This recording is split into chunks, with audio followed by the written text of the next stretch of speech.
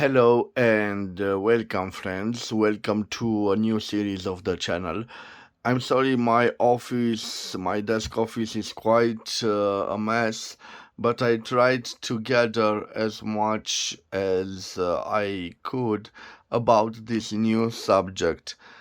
And we are going to talk about a quite neglected subject on my channel. And we are going to talk about the dip pen. Probably you know that the dip pen is the grandfather of the fountain pen. In fact, the main difference between the two elements, so the dip pen and the fountain pen, is the fact that the fountain pen has a special reservoir of ink and the dip pen does not possess that reservoir and it's dependent of an ink bottle. Nowadays we have these modern ink bottles like this Mont Blanc Royal Blue ink bottle, quite an interesting ink bottle and well suited for the modern fountain pens. But back in the old days we had some reservoirs on the desk, like you see this reservoir over here, and let me zoom a little bit. Yes, so this had special recipients of ink. Usually they were in two colors, so maybe a black and a red one or something like that, guys. And in time, depending on your needs, they developed also the small traveling inkwells, like this beautiful model from the late 20th century England. So you dipped the pen in ink and you wrote with it. This is one model, and of course I have an interesting set here which has the old emblem of the United Kingdom, so with this logo on it, so the unicorn and the lion, and you will see that this is also an inkwell, a traveling inkwell, a simple traveling inkwell. Well, guys, back on those days,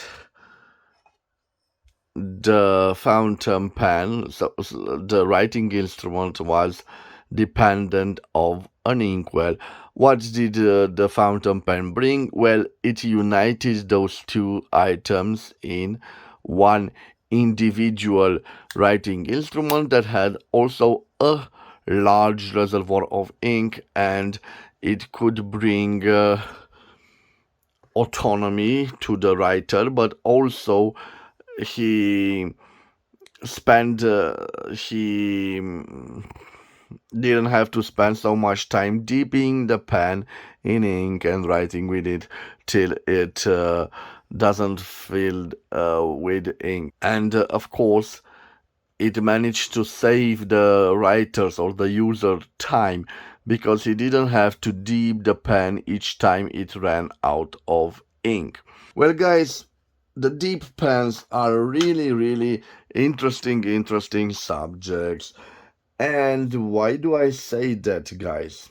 Because there are lots and lots of types of nibs to them. You see, this is a simple model, this is a wooden model. So practically, what do we have here? So we have a stand. It is a simple stand for this nib. In fact, I have different sets from, I believe, 1920s or the 1930s, and I will show them to you to see what I mean. So they were practically sold like you see in this set. So I have a set. Let me show it to you. It is form of 4 pieces. So 3 here and another one should be right over here. Yes. This is a beautiful set. Matching celluloid, as you can see. A wonderful set. And sold in the 1930s, I presume, at the end of the era of the dip pen. It is form of this staple holder, so you push this temple. It was used also for your acronyms, so your letters of your name. You could stamp them. In fact, you could personalize this circle with lots of imprints and stamps.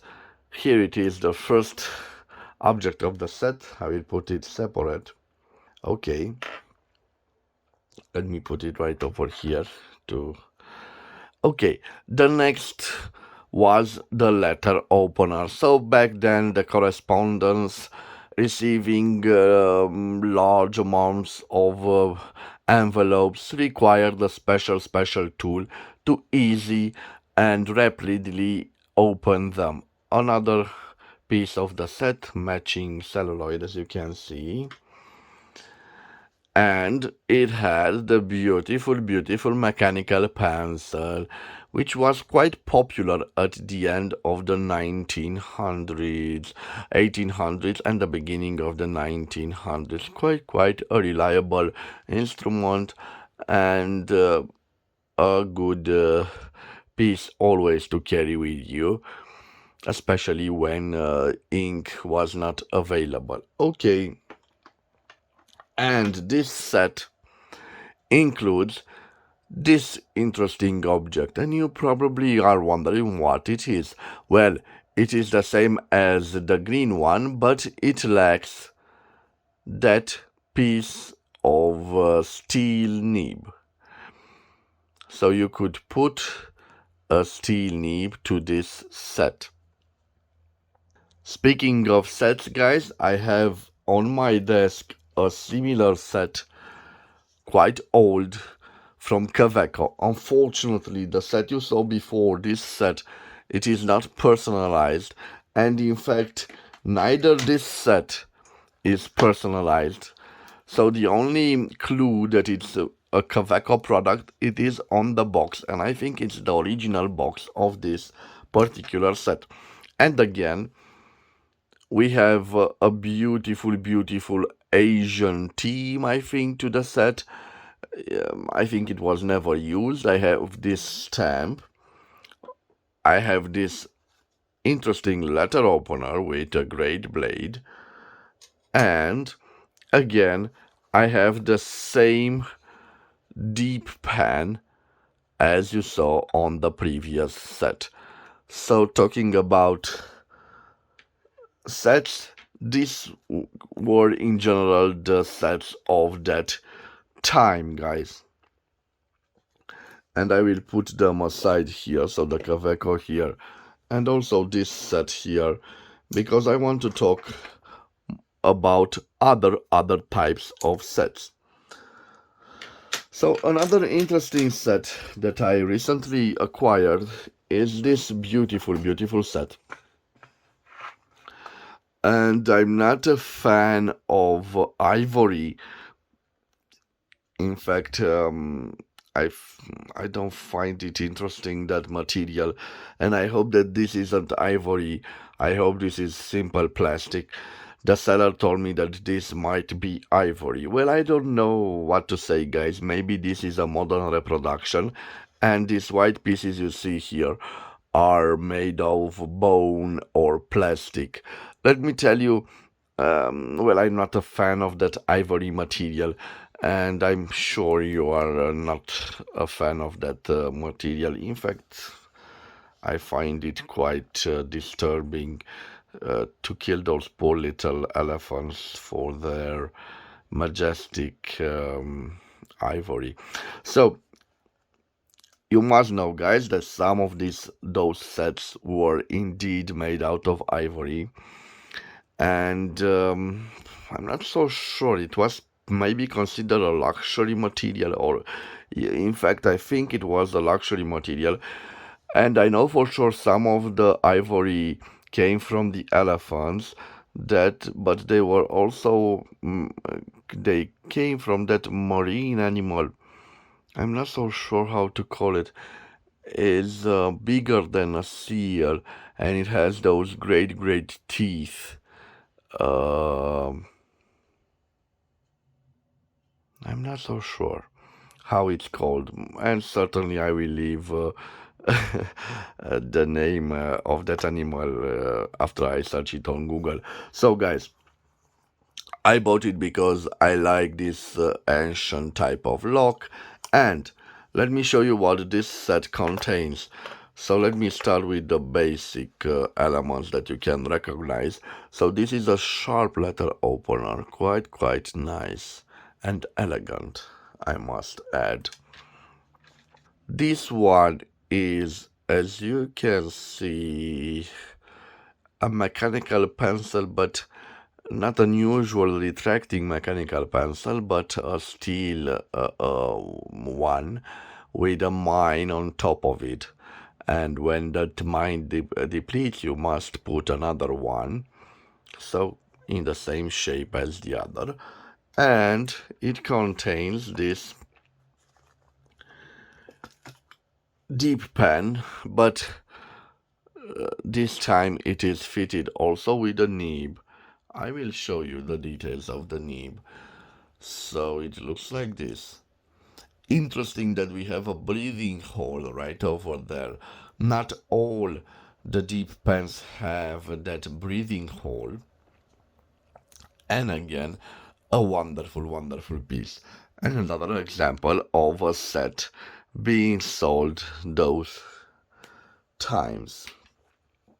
And guys, let me put also this set over here, because now I want to show you different old models of deep pens. Some of them have their nibs, and this series will be about the deep pens and the way they write. Look at this particular nib.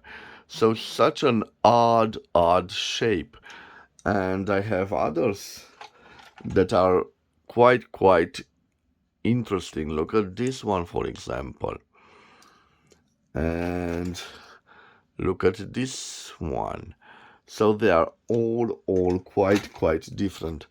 I have another holder, Czechoslovakia, Bohemia, and other that I've managed to buy.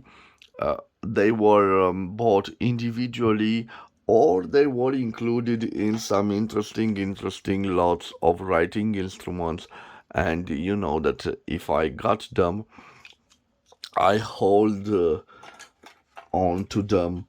So some of them are quite interesting, guys. So I believe this is a brush of some kind. But look at this one. For example, this slim one. You look at this nib, guys. So I find the deep pens quite interesting, and this is a Schoneken product. If you've heard of the special German manufacturer from Bonn, quite an interesting one. And I have also some of them that look quite strange, like this. It seems like a tattoo instrument. I'm not so sure. Maybe it is something like that. But also this one. So the same principle. So I have to learn lots of stuff about those writing instruments. And others here. I have them all stored in this box of old cigars, German cigars, and I will get to them in this small mini series. It depends if you like this type of exploring the deep pen world. It will be quite nice. So I have those here. Let me put this green one back over here, guys. And now let's move on to other stuff that I've gathered along the time. So I have left this interesting traveler set and some boxes that you will see contain different types of nibs. I have also this interesting box. You can see the wear and tear, but I love it. The old marks of ink. So this was artist's tool, I think, Look at those interesting names. They look like claws or some feline cat. They remind me of the claws of the Catwoman. We will see, guys, how they write because I'm quite curious to see. Of course, some of them will use special type of ink, and I will try to buy a special type of ink for deep pens because I've read somewhere that it's quite different from the type of ink used on fountain pens. And why is that, guys? Because on fountain pens you have to clean the ink, but on deep pens the cleaning procedure is as good as you clean them with water, with tap water, and you clean them quite easily. In comparison with the fountain pen, that you need to clean that reservoir, especially when you change the color of the ink. So the deep pens quite nice in this chapter of cleaning them. I have another interesting set here, a pouch, a traveling pouch, and I think it is a modern reproduction of an old piece. The same deep pen, so the support, the wood support, and some of the nibs, different type of nibs that they all fit this particular support. What is interesting about the deep pens, guys, even if I use this model or use this model from the 1930s, they all have the same type of ending, and the nibs were done to fit them all. So this is a way that I like about old deep pens. If you have a support like this, it should generally be compatible with every type of nib you put inside of it. So this is a good thing. Too bad that nowadays we have different fountain pens, different filling mechanisms, and what is more important, you can't adapt the nib of a Mont Blanc to a Pelican and vice versa, the Pelican to a Mont Blanc. Why is that? I don't get it. But with the deep pen, problem resolved, guys. I think this is a fascinating domain, and I thought to myself that okay, I will do a mini series of 5 or 10 episodes on the pen collector channel. But if it has success and you are interested about this old, ancient, antique type of writing tool, maybe I will do a even greater series. So now, guys, I left this one for last. I don't know if it's a vintage tool or a modern reproduction. I know that here it says ink stand or J and K stand. It's like a small chest. I don't know if it's old or a 21st century reproduction of a 20th century reproduction of a old vintage 19th century one. I don't know. What I know it is in this gorgeous velvet inside of it, and in gorgeous red, it has those instruments. Again, a deep pen, a ruler, this for cutting letters, and I believe also this one. Also, the seller told me it could be ivory. I don't know. I really don't care if it's ivory or not. I prefer it to be plastic. But of course, if it is plastic, then it means we have a set from the late 1950s and the beginning of the 1960s.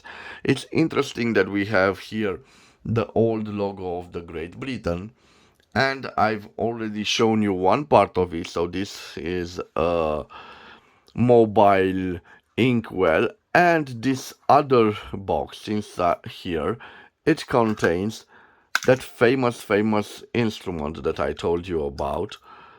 So that stand for, let me see if I can get it out. Well, I will use this, guys. Sorry, won't scratch it. So I just wanted to show you this. So it is wood, and this ending is made out of a metal. It's not silver, although it has an interesting patina to it. Just look at it. Let me focus. I assure you it is not silver because I don't see any hallmarks of it, but who knows. So, guys, this is the other box. It contains this, and interesting, here we have some nibs for that dip pen. And by the way, I didn't show you that dip pen. It is this small thing right over here, guys. Let me show it to you. So this, you can see, quite small, quite practical. You put here the nib in this particular location. In fact, I have an old American pencil. The nib is at the restorers for the moment, but you can see this type and this holder of the nib. So it is like this, guys. Okay, and now for the last portion of this video, guys. Well, what is all the fuss about the dip pens? Well, let me tell you what I've learned from such a long time of fountain pen collecting, guys. I've learned interesting thing about fountain pens. Doesn't matter the brand of the fountain pen. If it's a luxury product like Montblanc or an affordable product, what matters a lot in a fountain pen is its nib. For instance, I've seen and I own many Montblancs that write quite plain. But in the same time, I have a Cavaco Sport from the 1960s, which has an oblique nib, and it writes divine. So it's very important, also the nibs. And guys, in time I've gathered lots and lots of nibs for dip pens. Usually I store them in those little boxes. So they look like this. They were mass made, like you see here. They're all steel and generally the same looking. Okay. But I have also some of them that are gold plated, like I believe they are in this box.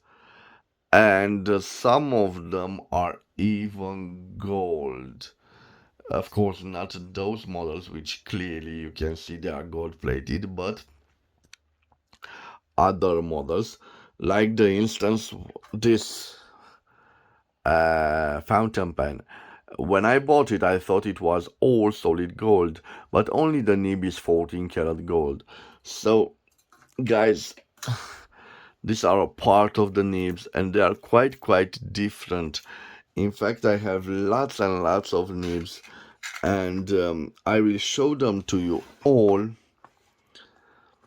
I have even here, so now you see why I collect small boxes to hold different types of nibs. I even bought recently this. It's a small ancient box covered in leather, and it was used for people who smoke cigars. So not cigars but also cigarettes. It is I don't know, an ending of the cigarette. Of course, it is empty right now, but I simply love this ancient box. Well, I bought it especially to store gold gold nibs in it. So, guys, this was like an introductory video to the special world of dip pens and interesting sets. like this beautiful Kaveco with an Asian theme, but also this elegant celluloid one. So certainly, guys, this is the first video of, I hope, a mini series. I think you will love the deep pen. It's a neglected writing instrument from other times, but I think that we will have enough interesting nibs, and you will see that in some areas the fountain pen will fade in front of the deep pen. This is my belief, guys. When I discovered first the fountain pen, it was a neglected item, and day by day I've learned a little bit of it. I hope we will learn together something new and interesting about the deep pens. So the channel is named The Pen Collector. Also, this is a deep pen. Deep pens, fountain pens, ballpoint pens, roller ball pens, and different writing instruments. I think I love them all, and I hope that you will like them too, and you will be part of my journey. So this is the first episode. I think that we'll have an episode weekly. It could be interesting. If it has success, maybe even 2 episodes. So I will start to study their, let's say, history. Of course, starting with the old feather ones you saw on that goose objects, and they evolved into a simple wood piece or other type of material which can be fitted with different types of nibs. So guys, thank you for your time. If you've enjoyed this episode and you want to see other episodes of Deep Pen reviewed on my channel, please subscribe. You can support my activity by subscribing. I want to wish you to have a wonderful day wherever you are, guys. Thank you for your time. Bye bye and God bless.